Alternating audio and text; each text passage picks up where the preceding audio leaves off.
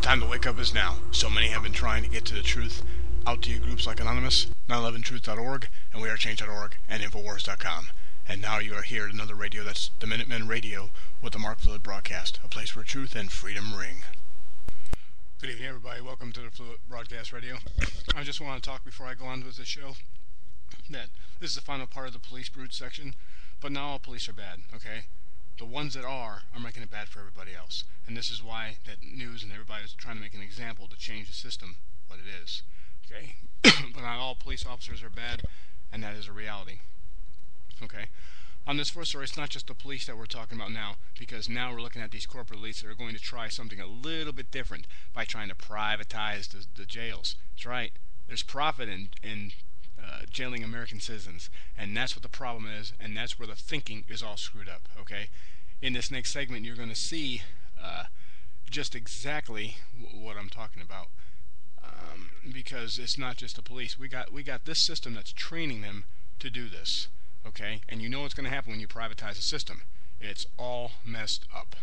It's all messed up. So let's go to this first section, and we'll be right to it.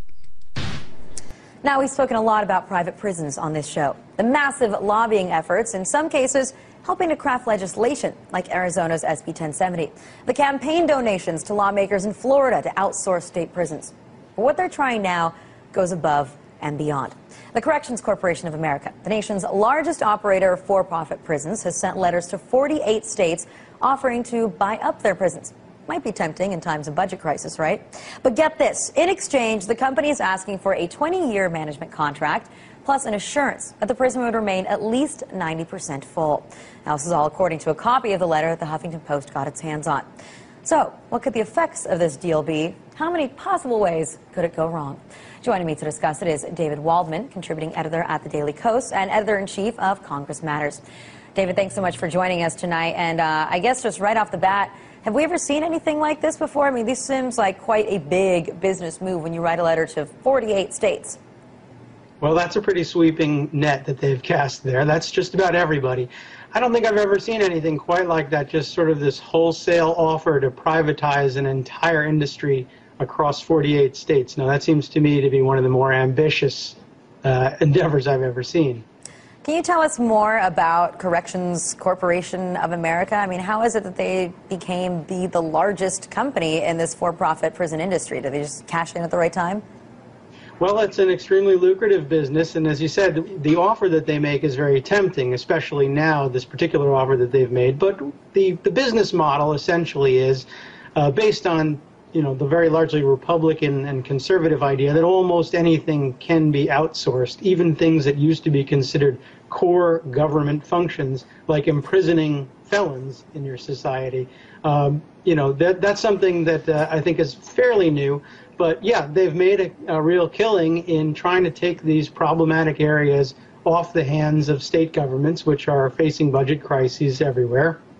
And in some cases, these are manufactured budget crises, and in some cases manufactured so that they can pass measures that are ostensibly for cost savings that essentially just outsource government functions to private industries. Very often private industries that have contributed handsomely to the election campaigns of the legislators who pass these privatization enabling acts. So it's a very lucrative business when you can entice legislatures into essentially devoting a large chunk of the state's budget to paying you, especially if you're going to lock in a 20-year contract with a 90% occupancy rate, as they would have to call it. They run these things like hotels. So it's very easy to make a large amount of money if you can have a state government programmed to give it to you. Yes, very easy. All right, so it seems like there are obviously a lot of problems here. We'll get into this required 90% occupancy in a moment, but even the idea of signing a contract for 20 years, does that take a lot of power away from the state? What if this company is not doing a good job? They're not running this prison effectively. Are you locked in?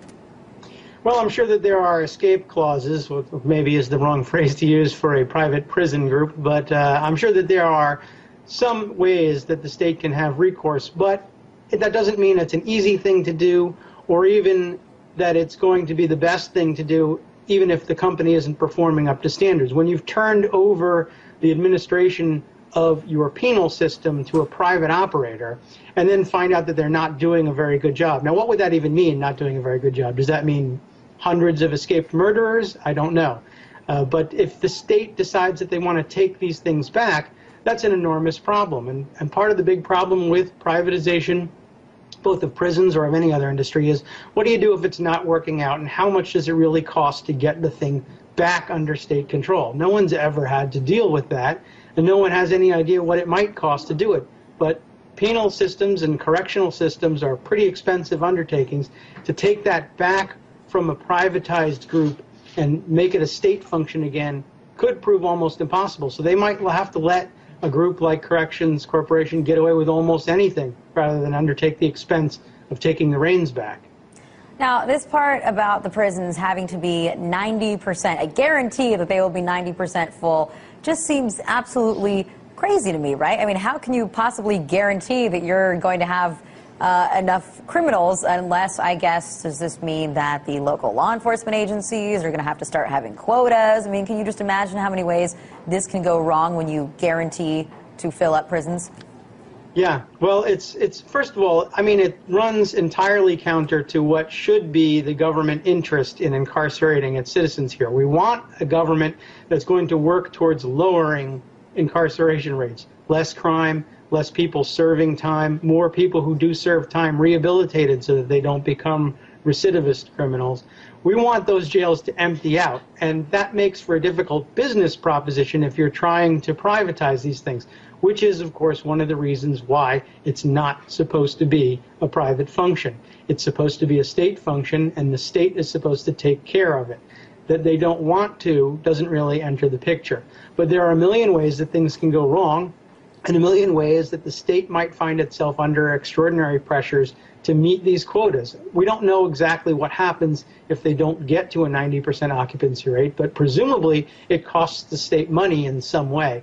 And so you're really going to find yourself having situations where the state, in order to avoid some sort of financial penalty perhaps, is finding out that it needs to either deny parole to people who might deserve it, imprison people who don't deserve it.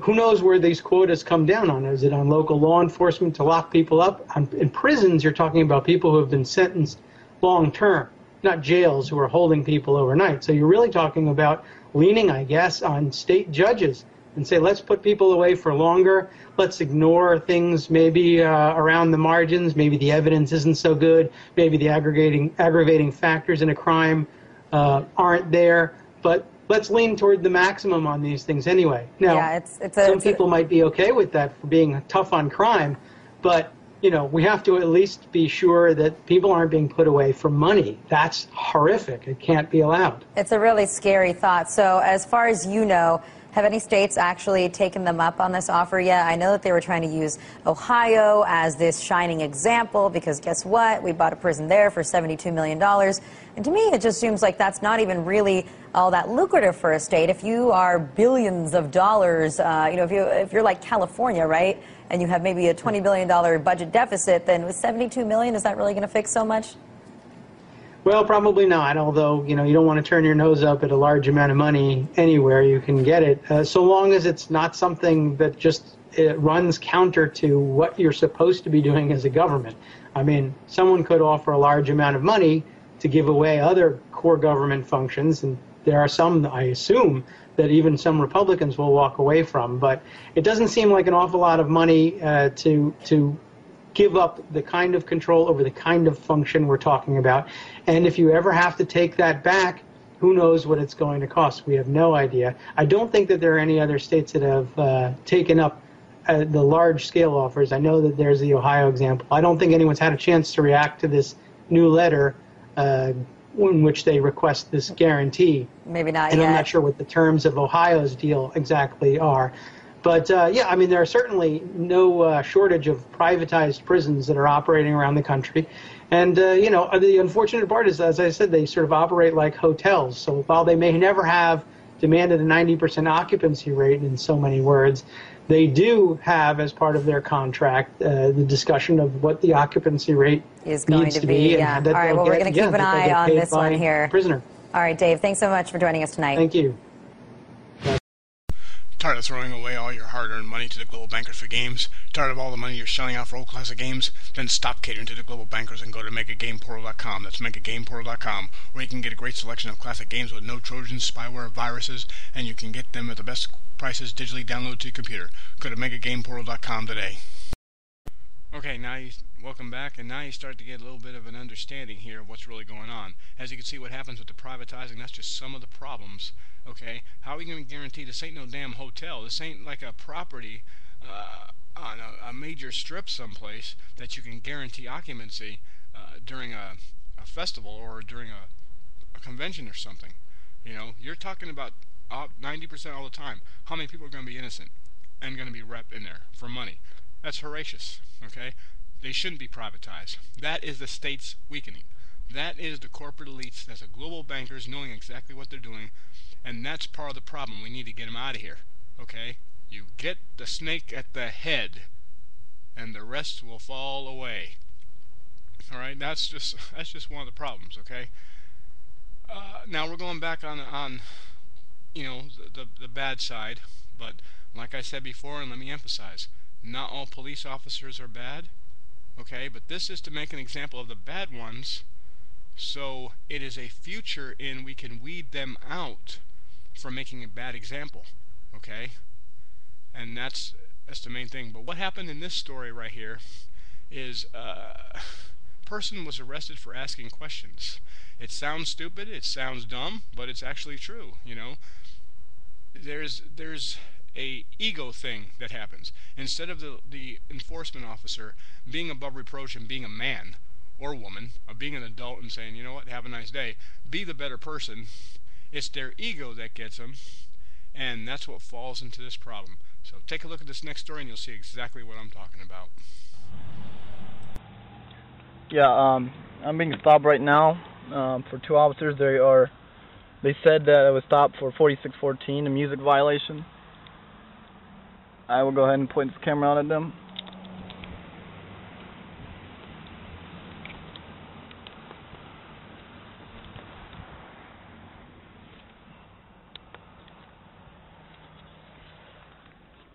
We got one in the SUV, got one in the police car.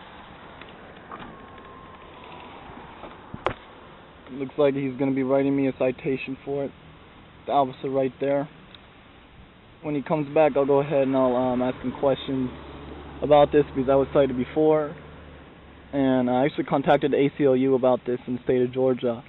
And they pretty much told me that we're going to be moving forward with a lawsuit. Well, I had a citation, but I paid it.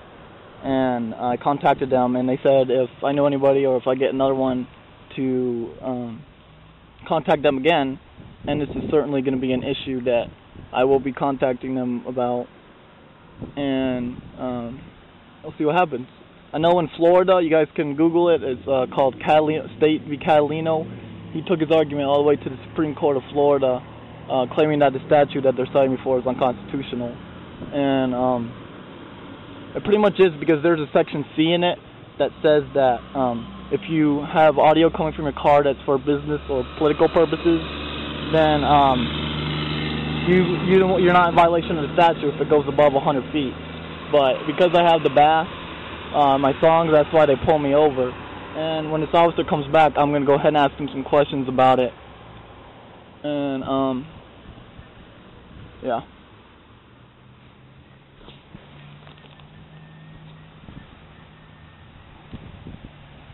But yeah, he's taking a really long time to do it. He's going to go ahead and probably cite me for it. And right after this, I'm going to go ahead and contact my lawyer from the ACLU, and this probably will be a this will probably go to the court system.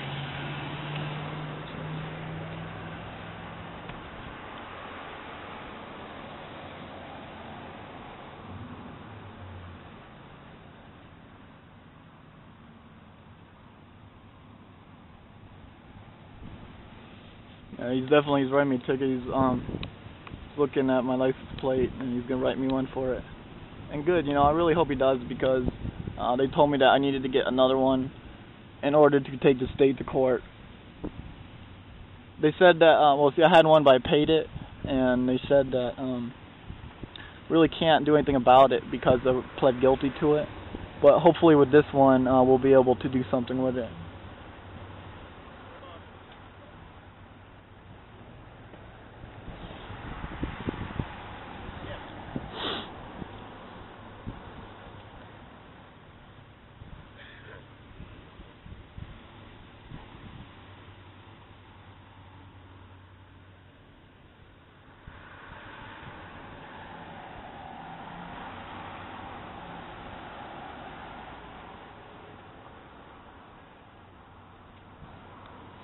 No, he's coming.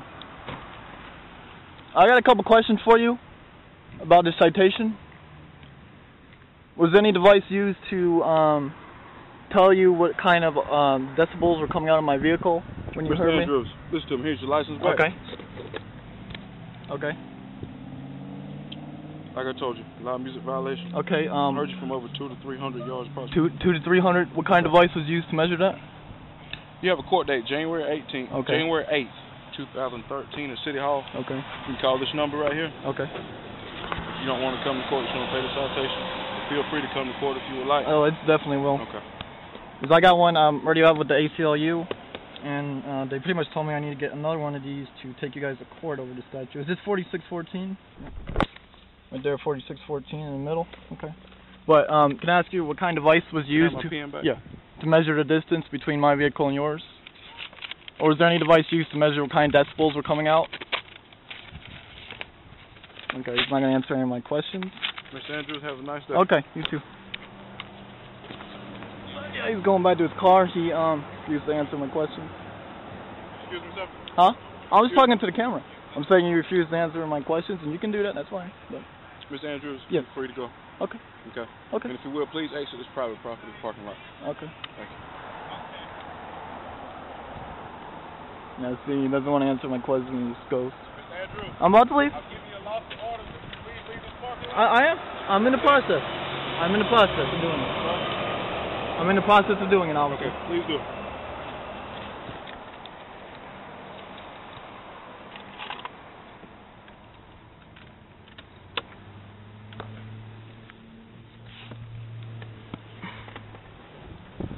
What's your name? Officer Watt. You got his badge number on the citation. Really, isn't this parking lot open to the public too? Can't we be in This here? church parking lot. The church. Oh, okay. Yes. If you will, please exit the parking lot. Well, I mean, we could be in here, right? But isn't this public? Isn't this available? Am I being detained? Wait. Am I being detained? Step out for me. I'm asking you, officer, am I being detained? Sir, if you will, step out for me. Okay. Lay the camera in the seat, please. Why? It's a lawful order I just gave you.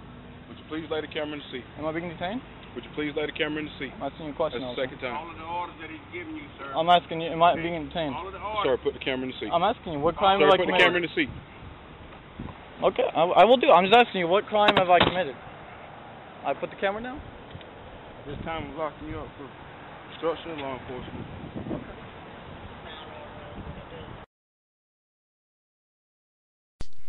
Now, I don't know about you, but the reality-wise of that, yes, officers have to do a certain thing, but that was over because, first off, you don't have to answer a question as an officer. But if you are within right, if you are right, then you shouldn't have any problems.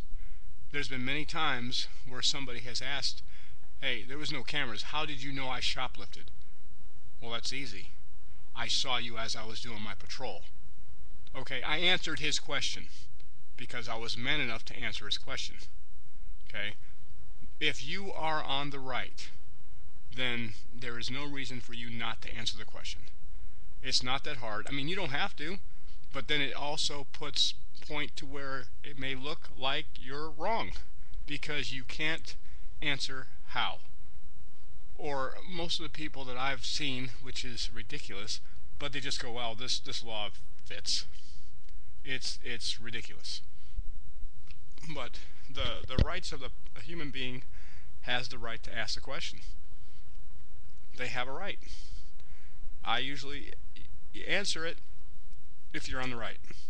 There's a lot of officers out there that if you film them, they're not going to care. They're not going to care at all. Why? Because they know they're doing it right by the book, and they're not doing anything wrong. They have no trouble with it. Those are the ones you never have to worry about. The ones that are afraid of the camera, those are usually the ones that are shady and screwing up. We'll be right back after this. Now you can get good quality made gifts from true veterans. No more will you have to keep shelling out your money to the fat corporate mongers that all they do is can keep you down. The globalists want you to spend all your hard-earned money, but why would you when you can go to the top Patriot stores around, and one of them are effyshopworld.webs.com, a complete line of military local gifts designed by 100% American. Stop catering to the globalists and stop catering to a crisis. Make a difference today. Go to effyshopworld.webs.com. Alright, welcome back. Now, that last story kind of gets home because it just reminds me of a lot of times when I was growing up, we could always ask an officer when I was in Waterbury, Connecticut, a question of why are we doing it, and he would be the first one to tell you, he's like, okay, this is why. Okay, and he had no trouble answering any question whatsoever. Because, like I said, if you're on the right, what's the harm in answering a question? You know, you don't have to. Especially if you've got an FTO that's over you or a sergeant that's over you, then he should be answering it. Yeah, I understand the chain of command. Somebody could have, but that's neither here nor there, okay? Now, this next story clip we got was a really bad incident, and it's in, I believe it's Ontario. It's in Canada, okay? So it just shows this problem is worldwide, thanks to the global idiots. But protesters are protesting no more deaths for homeless. You know, they should, they have a right to protest, and I guess from what was seen in the storyline that went, is a few, especially when the officer wasn't even a citizen of that country, slammed them to the ground. And you'll see, I mean, protesting, especially if they're just sitting there, there's no danger to yourself. So you really need to think about things. Well, let's go to this next story right now. No more deaths! No more deaths! No more deaths! No more deaths! On the streets, but we had to do a dramatic action like this because we've already had 8 homeless deaths in the new year. We're not leaving until we see more shelter beds opened up in the beginning. This isn't a joke. This is an emergency. We're not walking out of here. All members of the public, please to the ground floor and exit through the front door. Thank you.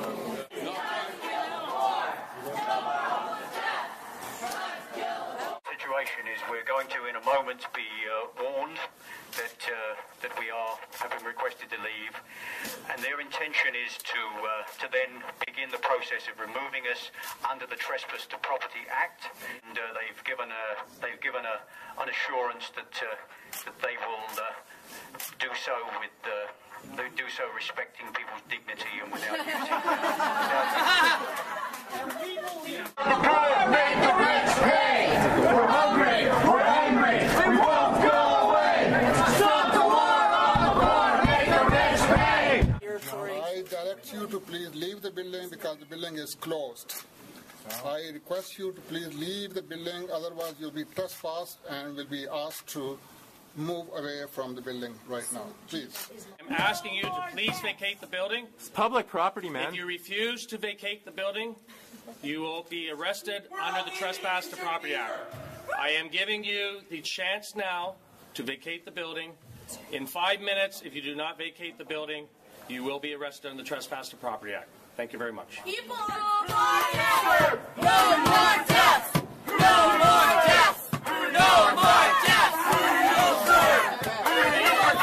Who do you protect? Who do you serve?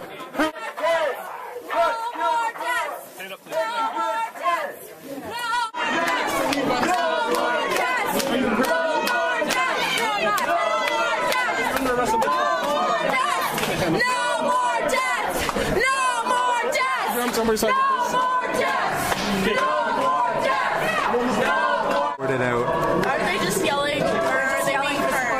They're not being hurt, right? No.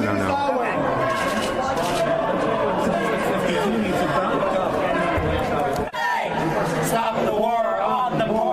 the rich pay!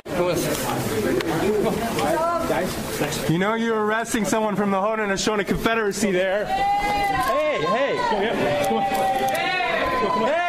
I'm not arresting, and you are being kind of rough right now for refusing to leave well directed and they're trespassing property action. Okay? Hey, don't touch my bandana. You don't have to touch my bandana. Don't you dare touch that. I'm not resisting. I'm not resisting. Okay, get this right there. I'm not resisting. I'm not resisting. What are you doing?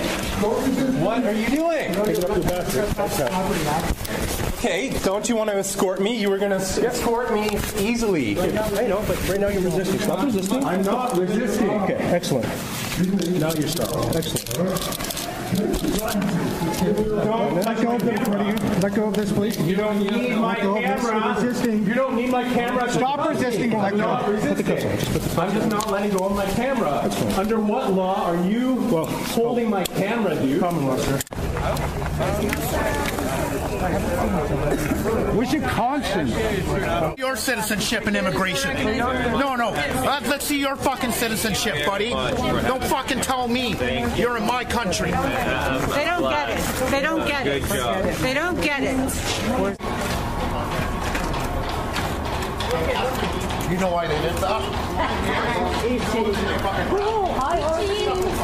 Haudenosaunee citizen, you have no fucking authority unless you can show me authority from the Iroquois, the Mississauga nations, that you had the right to fucking handcuff me and throw me on the fucking ground like that. That's fucking bull. Your wrists, please. And he was the only one that was thrown to the ground. He was the only one that was thrown to the ground, yeah. Police and horse come risk people. And when I asked them to answer for themselves, no one could fucking talk to me. No one. You know, it's funny as far as protests go, because I did a lot of training when I was a federal law enforcement in the United States Coast Guard. And we had a lot of intense training with that because, you know, especially when you're in a classroom environment, and if you're going to be the protester, you want to be able to sit there and, oh good, I'm going to be a real ass now, because you get to act out and you get to really put all your heart into it. And some of them would not leave, and all we did was escort them from point A to point B. Never had to throw somebody down. I mean, some of the training we had were escort positions as getting them from one side to another so we could lock the door. It was the easiest way because it was that of force, which is reasonable. Again, I said reasonable. It's not reasonable just to slam somebody to the ground because he won't move. There's always a way. You can move them to the side so you can close the door, but they're still on the property, but who cares? At least you can lock the door and go home. You know, that's all you really want to worry about is going home. That's pretty much it. But reality-wise is if you're going to use that excessive force or that force which is above and beyond, then you need to be able to be man enough to take the consequences that goes with it, because you shouldn't be an officer. And that's it. Like I said, there's a lot of good police officers that people categorize the same, and they're not. I know a lot of good police officers that go by the book. They're easy to get along with. They come to calls, and the first thing they do is they want to separate the people arguing, find out what happened, come to a mutual decision, because they really don't want to do reports unless they really have to, which is kind of a good attitude. It's like, okay, I went to the log and we're able to settle it. Done. It makes it easier. So I can understand that part too. A lot. But the officers that are doing this kind of above destruction is what I call it, is making everybody look bad. And that's why the system needs to be changed. It needs to be changed from within, and you need to make a statement by getting the officers fired, arrested, just like a lot of them are doing. You have to, because it breaks down the evil that has a system, and it takes their clutch away. Because like we said many times before, we are many, they are few. It's very easy for us. There is not, and this is just in mathematical statistics, there is not enough people in the United States Armed Forces and all the police officers, if every human being stood. There's not. They're outnumbered by 1,000 to 1. So the best thing is to use common sense when you're in an officer position, at least. So it's and that's what you have to really worry about. You have to worry about getting these idiots out. I mean, privatizing the prisons, that much is it's unheard of. It's a state responsibility. That's why we pay taxes. Okay? If they're going to get rid of their jobs to corporate privatizing, screw taxes. Because what are we paying you for? What are we paying you for? Okay, you're not doing your job, so you shouldn't get taxes. It's that simple. We're paying you to do a job. We're paying you to do a job. And you're going to privatize it? That wasn't the job. That is a state responsibility. And that's probably why Ohio is having a lot of problems, because of the management inside the system.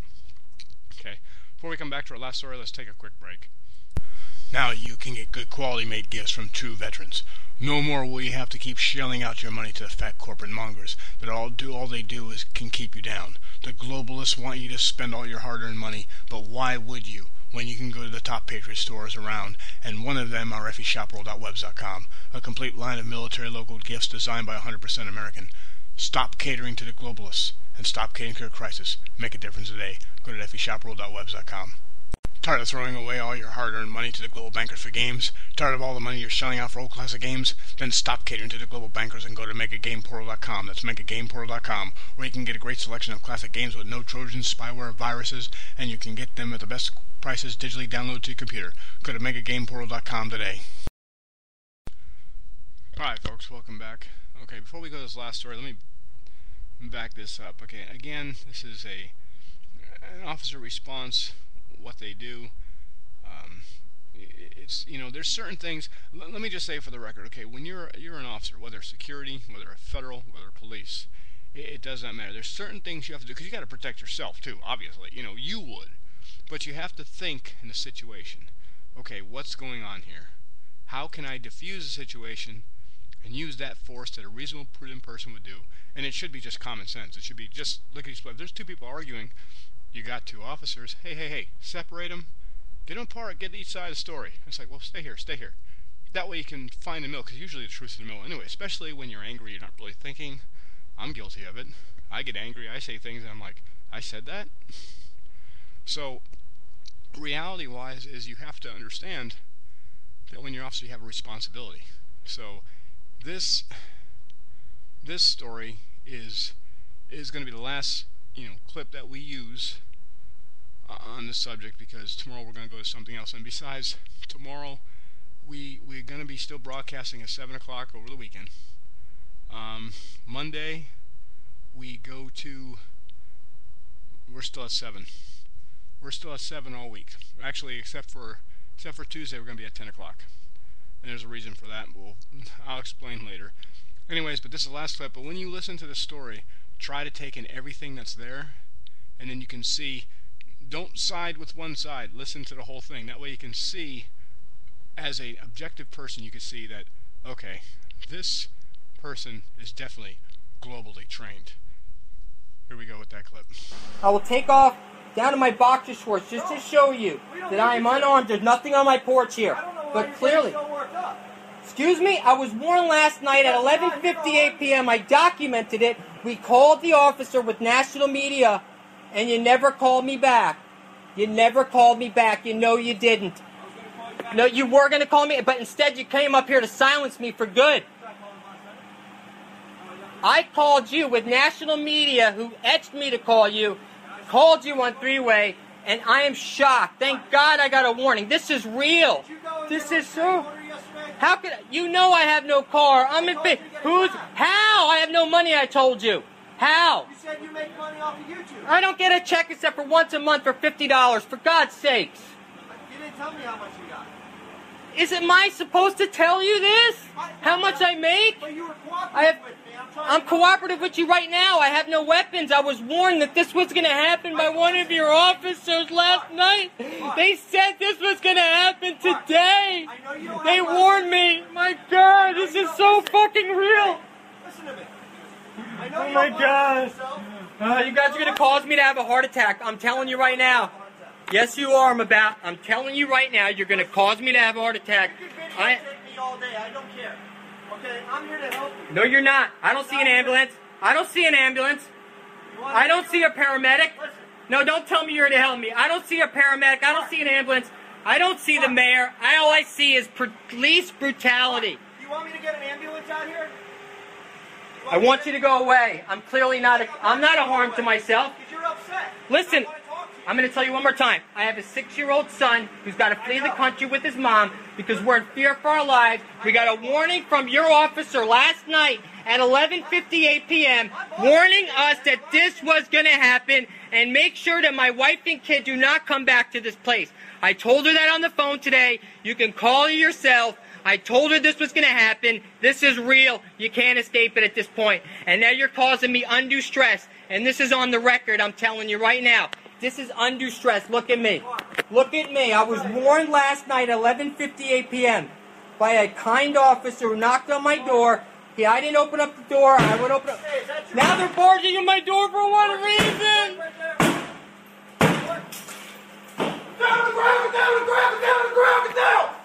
Down, to your hands! Hands, come to me, Ow, my spleen! Ow, my spleen! Oh my God, don't bleed me! Mark, take it easy. Just put it easy, Mark. You're right, just take it easy. I gotta go back. Ow, my spleen! I just left the hospital, I have nowhere to easy. Oh my God, Mark. Oh my God, Mark, please. Oh my God, they told me you're going to kill me today. Oh my God. Oh, you're hurting me right now. I just left the hospital. I just left the hospital. Nice and easy. I just left the hospital. Why are you guys doing this to me?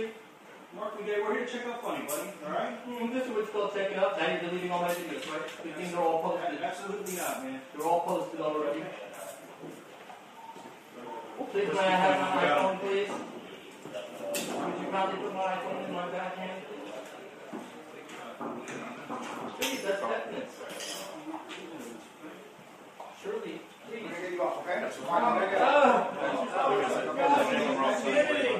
I'm sure it's recording right now. All the way up onto your body. Absolutely free.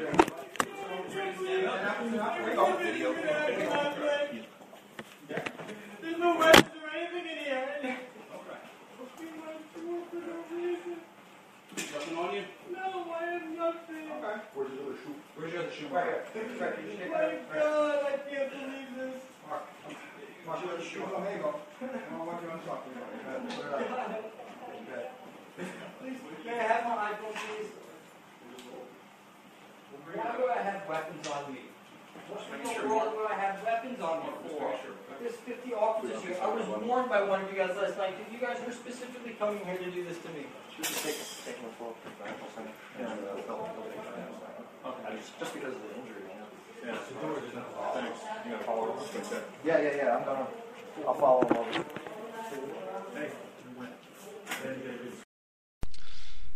All right, for those of you who listen, it was a little bit. I think a little extreme. There's always ways, especially if the call was to check up on somebody. It's called a welfare check. Okay, there's certain things that we were trained to do, and I'm looking at the new breed. I'm looking at a new breed of officers coming out of the academy, and they just do not have a clue. Not a clue at all. Okay? Like I said, I've been in the field for 23 years, so I know that they don't have a clue.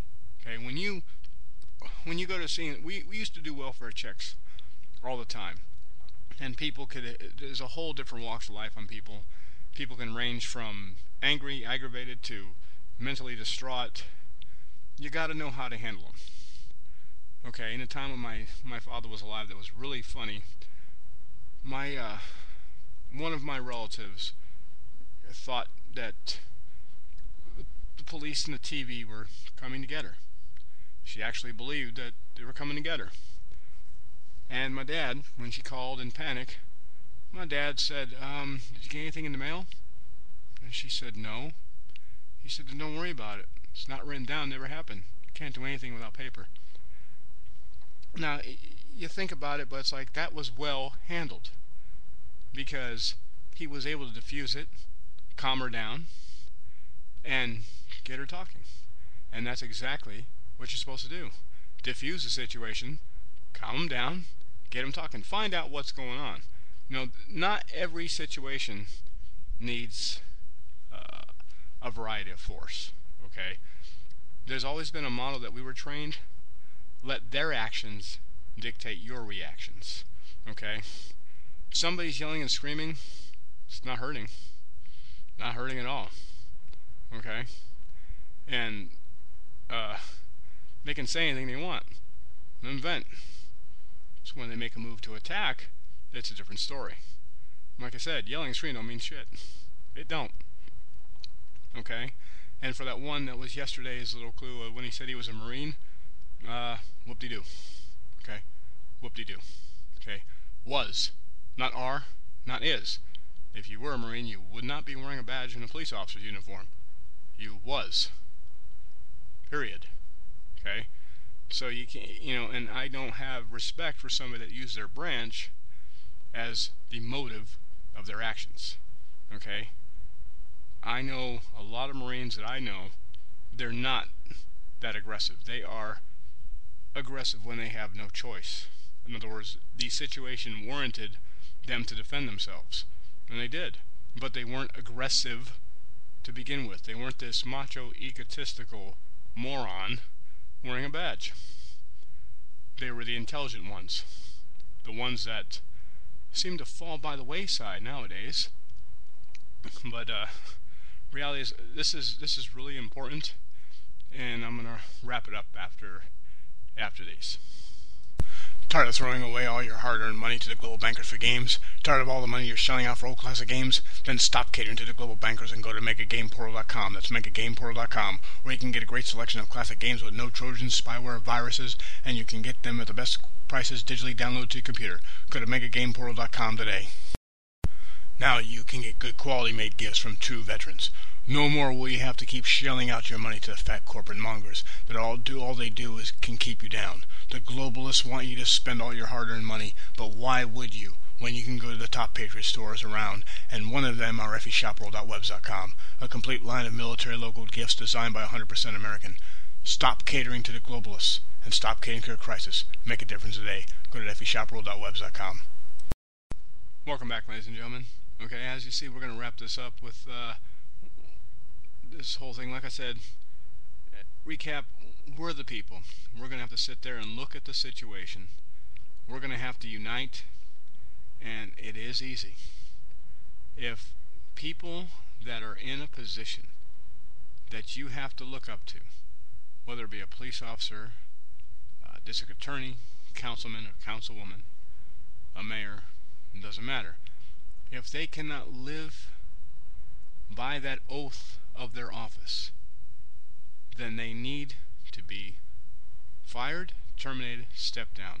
They need to get out of it because they've proven by their actions that they can't handle being in that office.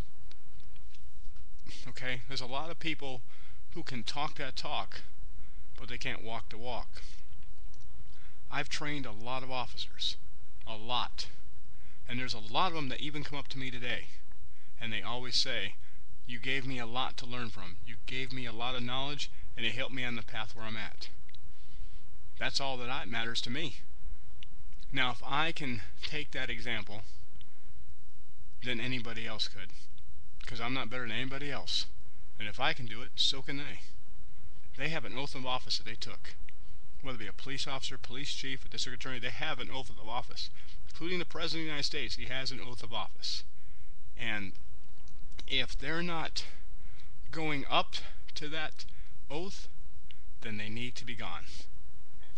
They just need to be gone, because that's where our life will change it, because we will infiltrate that. Why settle for being an accountant? Why settle for being a minister or this if that's not what you wanted to do? If your goal was to be mayor, then you go do it. I don't care how hard you think it is, you go do it, because you take them, because they're the ones that are messing up this whole system. They're the ones that put us in the situation we're in, and that's from the president office down. So if the leaders are not leading by example, they need to go. It's that simple. They need to go because they can't handle the oath of office that they took. Simple thing. They can't handle it. They were not meant to be there. You know, what choices do we have? Romney or Obama? That's like choosing between ketchup trash or mustard trash. There ain't nothing there. It's still the same trash. So a lot of these people that I've seen just cannot handle the oath of office. They can't handle their job, and that's how the globalists mind meld these people. They train them on this, and that's why the school system is messed up. We have work we have to do. As people, we have work we have to do. And we start at the bottom with our family, getting the school in check, and moving all the way up. Because we have the opportunity to change it. And we do. We have the power to change it. So, if you look in the mirror, that's the person that has the power to change the system. Right there. That's the person that has the power to change the system. And everybody across the whole United States has the power to change the system. And that's where it is the most detrimental information you need. That's the information you need. You have the power to change the system. United we all stand. If divided, we'll fall. Learning, getting the information, that is where it starts. It starts by getting the information and being able to apply it. Does no good if you can't apply it, right? Think about when you're in school. You got the knowledge if you did all the homework, but what happens if you just don't turn that homework in? Well, one, you worked for nothing, and two, you didn't apply yourself, so you didn't gain anything. That's what we got to stop, folks. We have the power to change it. Get these guys out of here. Get these guys out of here. They already have proven by their actions they can't handle the job. They think they can in their primitive little brain, but they can't because their actions dictate they can't handle the job. Their actions show it all. What they do shows it all. And that's why we have to band together. And it's not just one city, not just one county, not just one state. All of us, from Texas, Virginia, Connecticut, Rhode Island, New Hampshire, Washington, D.C., and Virginia, all the way through Southern California, New Mexico, every one of us. You know, we have so much. We have so much that our founding fathers gave to us. Okay, that Constitution was the best document of government. It was. You know, George Carlin used to joke it's an idea. Yeah, it is an idea, but that idea was the best idea founding fathers had. And if we don't do anything to get this system better, then realistically, they've died in vain. Because they worked and conquered to give us our freedom. They worked and conquered. And a lot of people had a lot of bloodshed. A lot of people died to give us our freedom. And I don't know about you, but that means a lot to me to keep it. And it should to you too. Start from our communities. Watch the police, watch what they do, watch what the mayor does. Make sure they're within the rights. Make sure they're within the Constitution. Make sure they're living up to their oath of office and their oath of their job. If they're not, get rid of them. Get rid of them. Because they are the problem. Okay? I've heard all kinds of stuff before, and people seem to be mindless led sheep. Because if so-and-so, the owner of this company, tells them something, they listen. Without checking to make sure what he told you was right. Like I said, Constitution's easy to get now. Right to your computer, you have it, read it. Yes, it's tedious. Trust me, it's tedious. Okay? But it is the best reading you'll ever do. Because I'd say about 10 years ago, that oath I took in the military was really sticking, because I started to wake up slowly, because you would see things and then you would turn around and go, well, this ain't fucking right. What the hell am I doing? You wake up slowly. But when you start to read that nice little document, then you start to actually see it, where the leaders are really not leaders. They're completely ignorant. Okay? They are completely ignorant. And that's why they want you to basically stay asleep. Because it's a mind fuck. I'm sorry to say it that way, but it is. If they've got you asleep, they got their way. Okay? We can't let them. Because we were free. And I am one person, I'll tell you this. I believe in a creator, just not a religion. I'm sorry. I'm not trying to offend somebody. But my creator put me down here to be free. And we're not. It's not what they had in mind. So guess what? Time to do something about it. Because reality-wise, we are supposed to be free. Not free to kill, because that was wrong to begin with. I mean, you got morals, you got a common sense, you got a brain, don't you? If you use it. But we are citizens of the United States. And we have all the rights and freedoms thereof, and we have to be able to keep them. That's all. We have to be able to keep them. Okay? And you have to understand that everybody out there, now I'm going to give a lot of credit, and I think 911truth.org and wearechange.org, I have watched a lot of their videos, and I think I laughed hard by watching one, and I don't remember the actual title, but I do remember that the first thing this young guy said was, I'm always one ahead of the dumb media. And you can see from the camera angle in this video where it was that these media, these professional fruitcakes, are in this little huddle like mindless ants, because they don't think. They're programmed. Get unprogrammed. Get smart. This country is good if we can keep what our founding fathers meant us to have. And we have to be able to be smart and make sure, like I said, Occupy Wall Street, I was for it. For Anonymous doing a lot of the things they do. But protesting only gets the message out to the masses. It's good. It is good. Nothing wrong comes of protesting. But there's some times where I'm pretty sure you've heard this saying. There's time for talk, and there's a time for action. We're past the time for talking. Alex Jones was out there with the Bilderberg Group protesting. Their shitting green looked like they didn't even give a crap. Wasn't phasing them, because in their primitive, screwed up head, they think they're all powerful. So it wouldn't phase them. That's why it's time for action, because you have to show them they're going to fall. You have to show them, physically show them they're going to fall. I didn't say walk out there and do something stupid. I said use your brain, because we can. We have one.